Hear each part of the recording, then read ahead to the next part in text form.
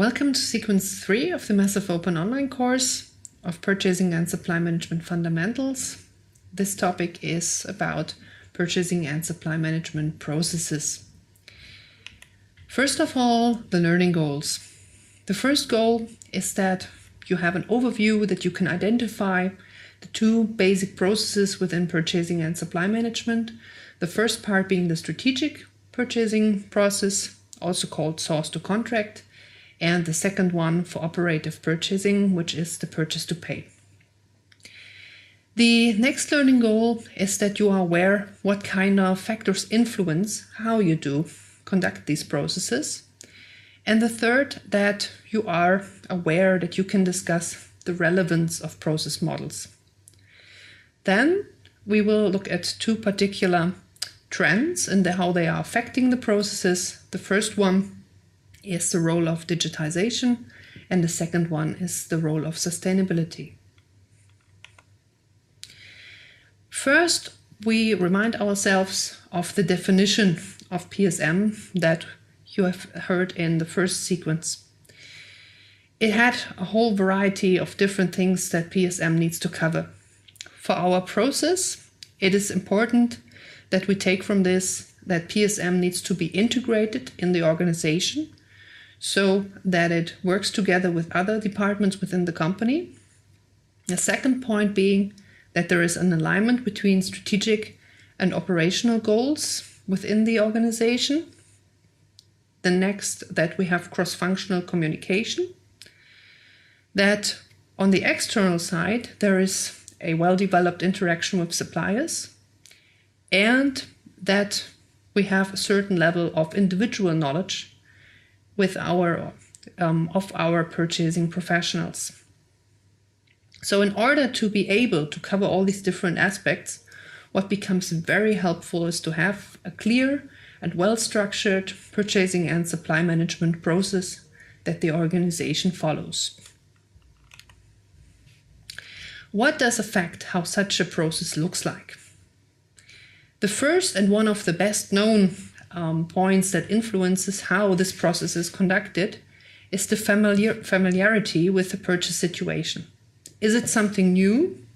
So if you are a buyer within a company, is it the first time that you have to work in this area? Is it something that you are very familiar with, so-called straight rebuy? Or is it something in between, so you have some basic knowledge, for example, buying certain types of wood, but this time you get a new wood variety that you are supposed to be sourcing. So the newness of the task is one of the first aspects. The newer it is, the more thoroughly we will go through the process that we will just be talking about in the next minutes. If you're very familiar, you might take shortcuts. The second characteristic that influences how we go through the process is what kind of product or service it is. So, for example, how complex it is. The third one is the strategic importance of the purchase. Are we buying a large volume of it? Is it high price so that we have a large spend, or don't we? The financial value of the purchase as another criterion. So is it something of high value or low value? And the characteristics of the purchasing market. Do we have a favorable, from our perspective, oligopolistic market situation, or do we, in the worst case, face a monopoly? Then the almost final point is the degree of risk related to the purchase. So this is about how much it would affect us if we don't get this particular purchase. And finally, the individual role of PSM within the organization, meaning what is our standing as PSM within the company. That will also affect how we are conducting the process within the company. Now to the process itself. What you can see here is an overview of the whole PSM process landscape. The upper part shows the strategic part, as mentioned, the source to contract part, and the lower part shows the purchase to pay, the transactional purchasing and supply management processes.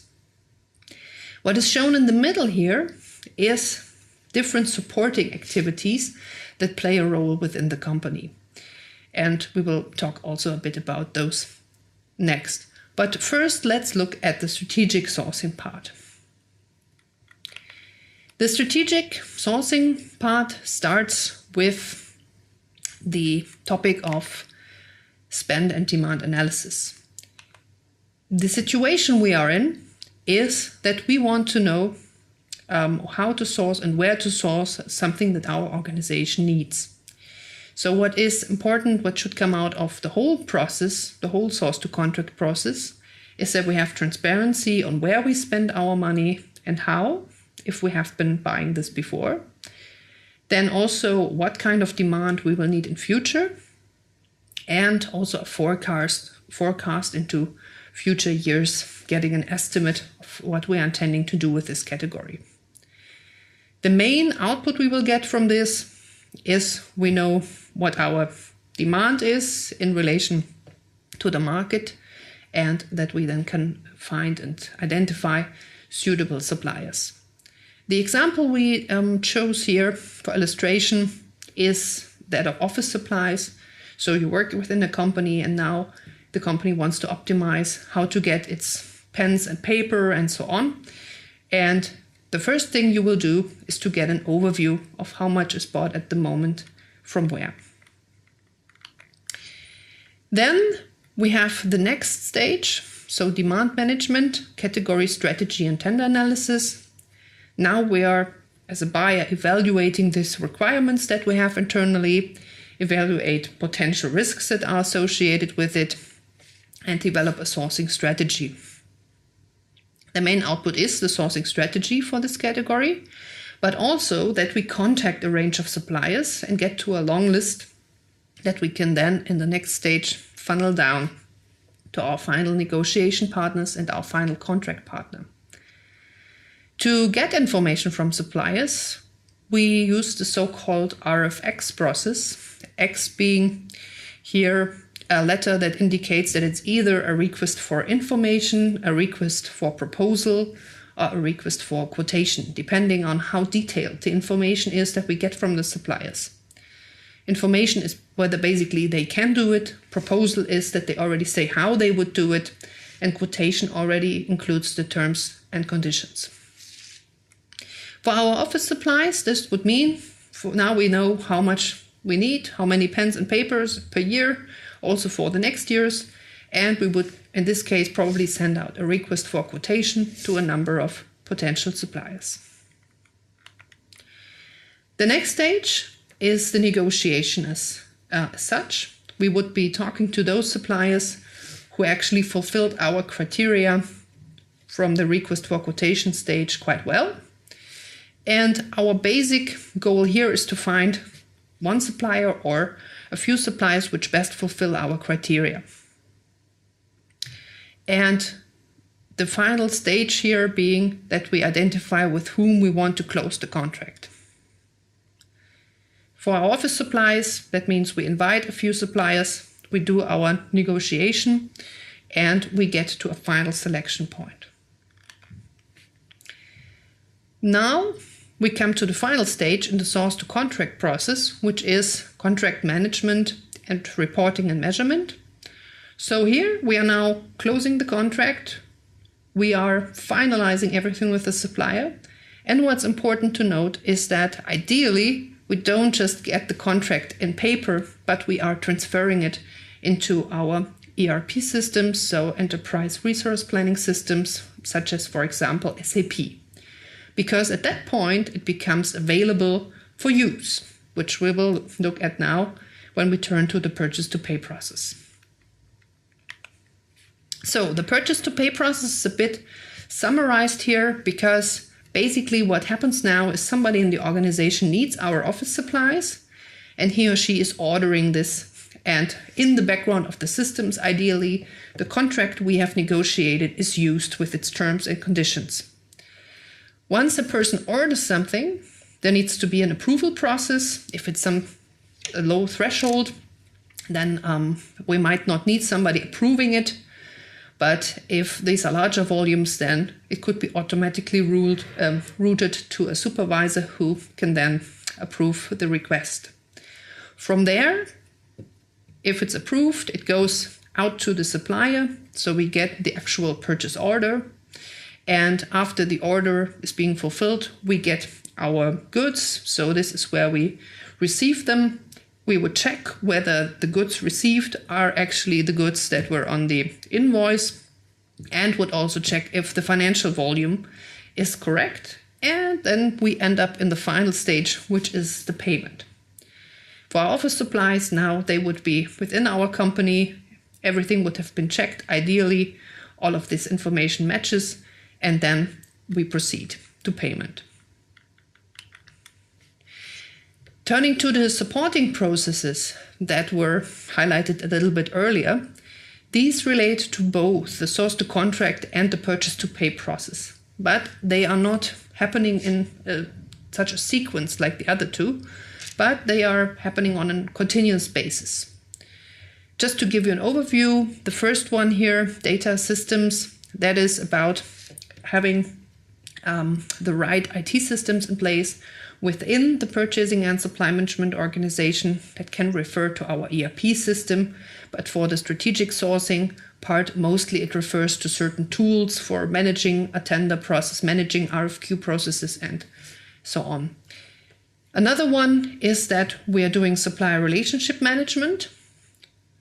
The next, that we have a certain performance management and reporting activity within our PSM department, and also some HR and training related activities.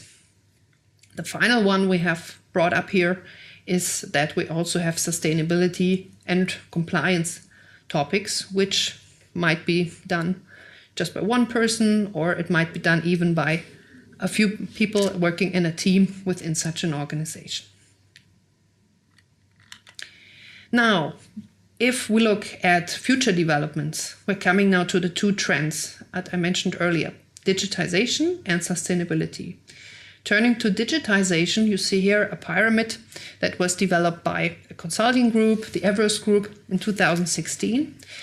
And you see in green the purchase to pay process, the transactional part, and in blue you see the strategic part, and in orange on top of the pyramid we have the actual strategy of the department. What is important to note based on this pyramid is that they see that only the strategic part is judgment intensive, and that means hard to automate. The other part, the green part, the bottom of the pyramid, that is all transactional activities that are not judgment intensive and that are therefore very prone to be automated already now, and even more so in the coming years. So if you wonder about a career in purchasing and supply management, definitely the source to contract part is where most of the future professional development will take place. Then turning to the topic of sustainability for a moment, what we can say here is that a lot of different demands have been coming towards the PSM departments in the last years, also looking more at social and environmental concerns beyond just economic considerations. And as is shown in this definition by Miemczyk et al. From 2012 here, also providing a value not only to the organization, but also to society and to the economy. That is a very, very high, very tough requirement. So what does that mean for our processes that we are looking at? Well, we have growing regulation, which we have to take into account both in the source to contract process and also in our department that we might have, sustainability and compliance.